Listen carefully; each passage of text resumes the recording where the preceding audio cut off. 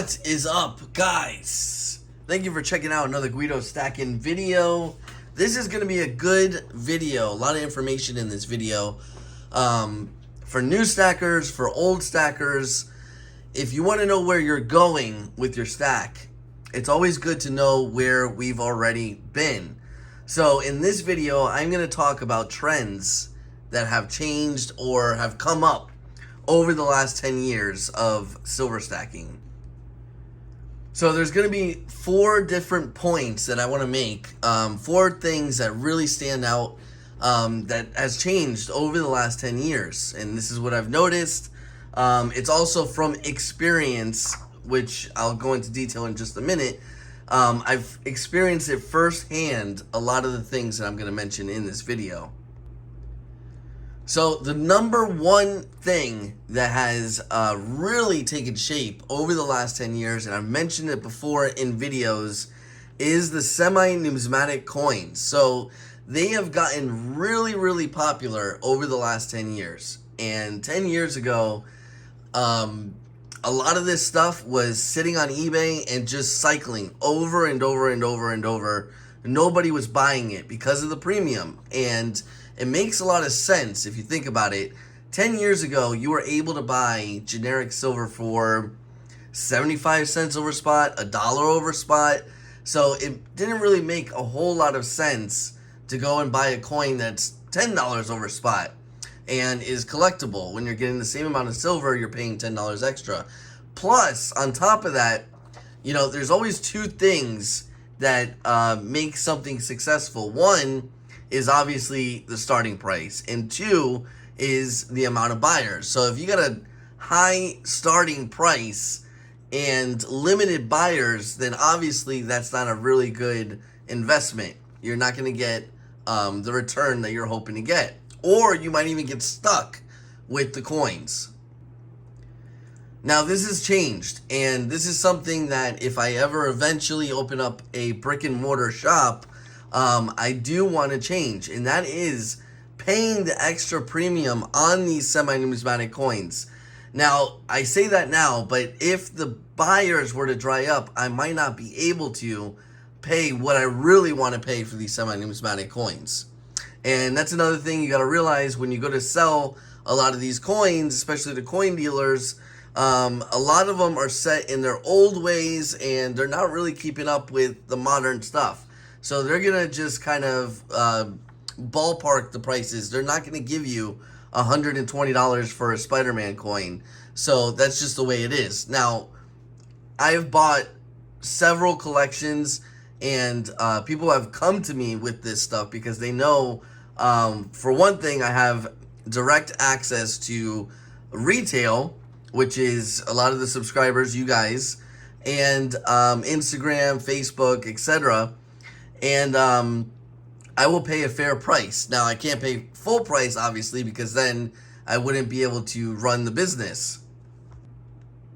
But I am still paying a way bigger percentage than any of the coin dealers would. And another thing is, so a lot of these dealers don't have access to retail. The only access they have to retail would be eBay. And eBay will take anywhere between, depending on what account you have set up with them, 9 and 13% of the final value. Plus, you got to pay for shipping. So that takes a nice chunk out of the profits already. So that's exactly why a lot of these coin dealers will pay you a lot less for those semi-numismatic coins, especially if they got to research, see what they're going for, see if they're actually selling, see if there's actually a buyer's market for each and every one. I've been doing this for a long time, and I consider myself somewhat of a professional, an expert when it comes to a lot of these modern coins. So most of the time I don't have to research. I have a basic idea of what the coins go for, what I can get for them. And I do buy them pretty cheap in order to resell them also cheap. So basically just passing on the deal to the subscribers. And it's a win-win. The subscribers get a nice deal on a coin that they might want that is a little bit heavy on the premium, and the seller is getting way more than they would have selling to a regular coin shop. But what I've really noticed in this same category, the semi-numismatic category, is most of the people buying these coins, these semi-numismatic coins, and when I'm saying semi-numismatic, I'm really referring to modern bullion that is limited mintage. So like, you know, these coins right here, they're not super limited, but at the same time they are. 50,000, I believe, is the mintage on these Marvel coins, and they have appreciated since their release. But the trend I'm seeing is a lot of people are simplifying their stack, and it's 9 times out of 10, it's somebody that has started within a year that they start liquidating a lot of this modern bullion. And there's a couple reasons for that. One, obviously, is what I just mentioned. You know, you take it to a coin shop and they're offering you basically generic prices for a coin you paid $10 over spot. Doesn't really sit well. So that's one. Two, they could also be taking in some profits if they sell to the right person, like myself or somebody in the community that appreciates modern bullion and has a way to sell it at a decent price. So they're actually making some money on these coins as long as you catch them early. If you're going back in a series, you're always going to pay more. And the further back you go or the longer you wait to get into a series, you are going to pay more money, which is okay. At the end of the day, this is as much of a hobby as it is an investment, a hedge, whatever you want to call it. So it's not necessarily a bad thing. Just know that the likelihood of you making money on that actual coin drastically decreases the longer you wait or the farther back you have to go into a series. For an example, we're about 8 coins in on the Marvel series. You could have bought the Spider-Man at $34, $32 when it was first released. If you want to buy one now to complete your series, you're going to have to dish out over $100. So what these guys are doing, and like I said, most of them are newer stackers. Within a year of stacking, they decide to simplify, or they decide to move into gold and they sell this stuff. Or they decide to move into bigger pieces of silver, basically just simplifying their stack, which is not necessarily a bad thing. You know, it all depends on the timing, what they paid, and stuff like that. But regardless, a lot of them are willing to take a loss in order just to simplify their stack, and it's easier to track. It's easier to track the weight. It's easier to track the value and things like that when you have very basic things in your stack. So comparing that to 10 years ago, like I said, these modern coins, terrible buy. Nobody was buying them. Nobody was flipping them. The market was completely different. And we've actually had several generic series that have been successful that are not government backed. And like the World of Dragon series that was released, that's a generic series. No government is issuing those coins, and they were pretty successful. They've gone up in price. The Zombug series is another one. That did not happen 10 years ago. Generic series were almost all duds. And pretty much the only series that were popular back 10 years ago were the Pandas, the Kookaburras, and the Lunar. And all 3 of those have something in common. Can you guess what that is? They're still ongoing, and they're all 3 government-backed. So they're ongoing series, and they're government-backed silver coins. So those are the only ones I can mention that are really popular, still ongoing, and going up in value too. So from my experience, if I was in your shoes, which at one point when I first started, I was in your shoes, I had no access to retail. I was not selling. I was basically just hoarding everything. The semi-numismatic stuff is still a good buy, in my opinion. But like I mentioned before, you do want to get on these things early. You don't want to really wait until they start going up in price. You kind of want to catch them beforehand. So first in series, sometimes second in the series, those are good coins to buy. And you can actually make a little bit of profit if you time it right. So the second thing that has really changed in the last 10 years is junk silver or constitutional silver, however you want to call it. The more things in the world start looking crazy, we got, the whole thing with Russia going on, with China, with Japan, and so on and so forth. We just came off of being locked down for a year, and the economy is definitely not where it should be. People have lost faith in the dollar, even though it's strong. A lot of people are smarter than that and know that it's not that the dollar is strong, it's that the rest of the world currency is weak. People are losing faith in the dollar, and that is driving a lot of people into junk silver. And it's driving up the price. It's making it sort of scarce now. And 10 years ago, that is definitely not the case. It was not expensive, and by no means was it scarce at all. But what I tend to notice is a lot of dealers will still recommend junk silver or constitutional silver, especially for the prepper stacker, because it's something that if SHTF were to happen, it would be easier to barter with a lot of that junk silver, the quarters, the dimes, and the half dollars, etc. So it makes sense. But in the meantime, there's way better options, much cheaper options out there. And but they are buying the junk silver like crazy. So like I said, it is now scarce. It is becoming scarce, which is crazy. And it is still like $8 over spot. So once again, 10 years ago, not the case. You used to get it very close to melt. And if you bought it 10 years ago and held it till now, you've done well for yourself. Congratulations, because it is going for a pretty penny. So, and another thing a lot of newer stackers like with the junk silver is that it's very, very simple. It's very easy to buy a bag of silver. It's pretty straightforward. You don't need to know the mintage. You don't need to know anything. It's all in there, and that's all there is to it. So it's very, very easy, which is another reason why it's very attractive to a lot of these big buyers. It's a lot of big buyers buying this stuff. And like I said, newer buyers as well. So very, very simple. And that also makes it very attractive to a lot of these people.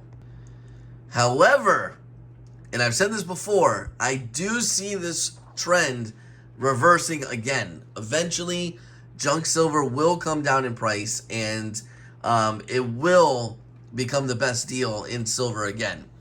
What's going to end up happening is a lot of these people that are buying it solely for SHTF, let's say 2-3 years down the road, nothing happens.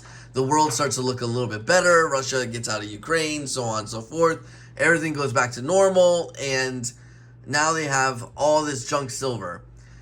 If they were buying any other silver, the junk silver would be the first to go, because it takes almost twice the amount of space.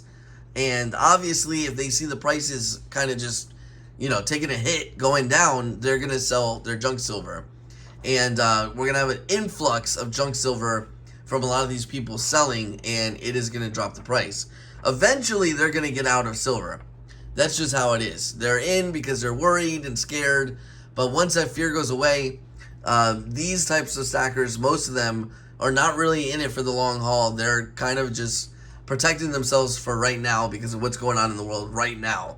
And I'm not saying all of them, but I would definitely say at least the majority. And then we got the third thing. So the third thing is big bullion. So 10 years ago, there was something called volume discounts. Now it's changed a little bit.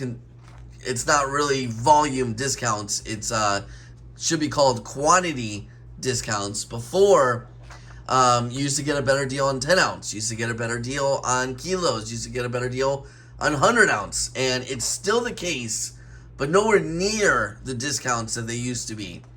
And this is starting at the wholesale level. Remember, I have access to wholesale, and it is starting from that level. The wholesale level is where these price breaks are just not what they used to be. And of course, that's going to translate to the retail side, or to you guys that are buying retail. It's going to translate to the same thing. The price breaks are just not there. And another thing that's going on with a lot of the big bullion, a lot of the stackers that are now starting to stack, a lot of the newer ones, are limiting themselves to certain brands. So they don't want to buy, for example, solely generic, right, bars.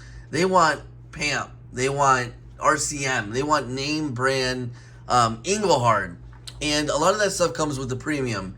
At this point, you really should just be buying the best deal. If you're gonna buy big bullion, you need to be buying the best deal, because eventually, just like junk silver, that stuff is gonna come down. They make a lot of bars. RCM makes a lot of bars. Engelhard does have a, kind of like a cult following. They have a lot of collectors. So the Engelhard's a little bit different. But PAMP, same thing. They make a lot of bars, and they charge a heavy premium. There's no difference between a standard Buffalo 10-ounce bar and a PAMP 10-ounce bar. Nothing. The only difference is the price.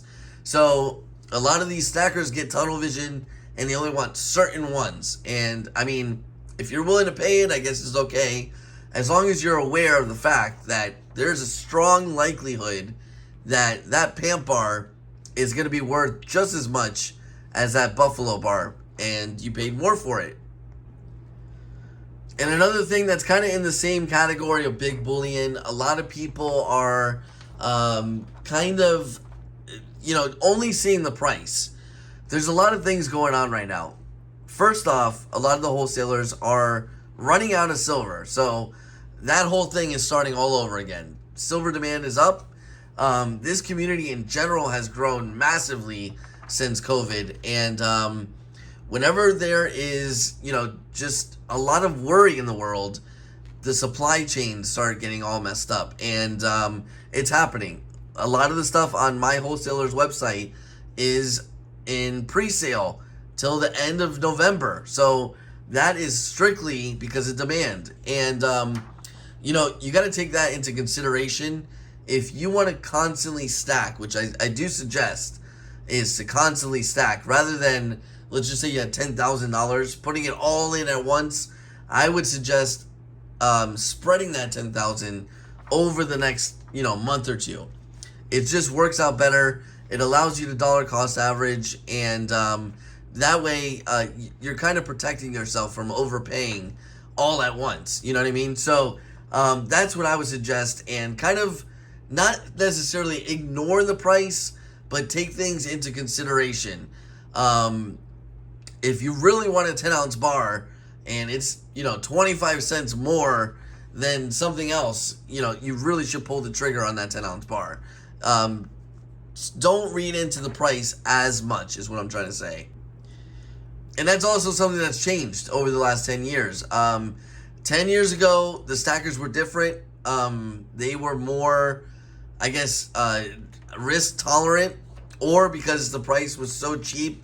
I don't know. But you would see them buying anything that was available. 100-ounce bars, 10-ounce bars, and of all price ranges. It didn't really matter. And, in the defense of right now, this time period, there is a massive premium for certain bars because of those collectors. So, and that's something that wasn't really around 10 years ago. You used to be able to get a PAMP for the same price, or very close to the same price as a regular generic bar. You know what I mean? So that has changed as well. So I would, like I said, just accumulate on a constant basis. Also, a little tidbit here. I always say, when you're about to buy something that's a major purchase, I would only think this way if it's a major purchase. 100-ounce bars are in direct competition with 1-ounce gold.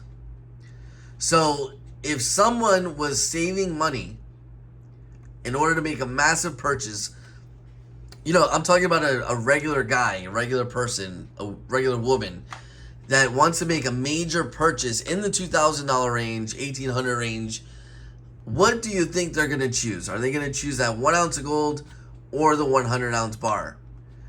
And more often than not, they are going to buy the 1 ounce of gold.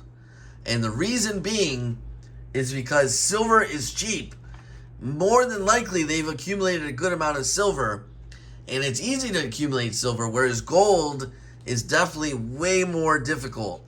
So an opportunity to buy a full ounce of gold is much rarer for that type of stacker than buying a 100-ounce silver bar, which is more difficult to liquidate as well. Most dealers will give you very close to spot, maybe a little bit over spot. Gold coins will hold a lot of the premiums.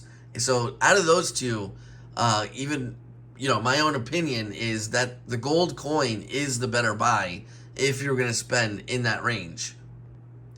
And the same is true when you think about a half ounce of gold, and it's in direct competition with a kilo of silver. So that's a little bit more even of a competition.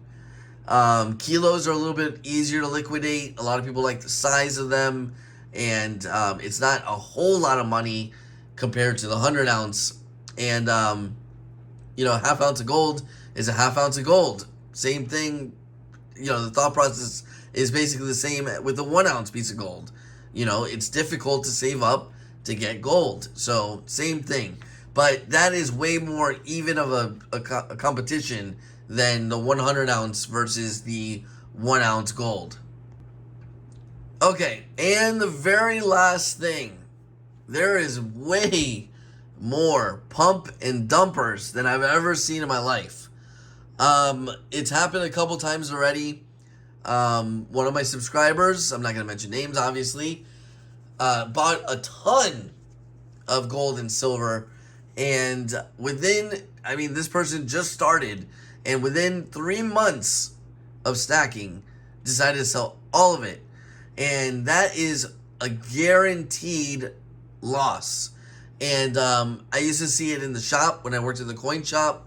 A lot of beginners used to come in, they used to buy a ton of stuff.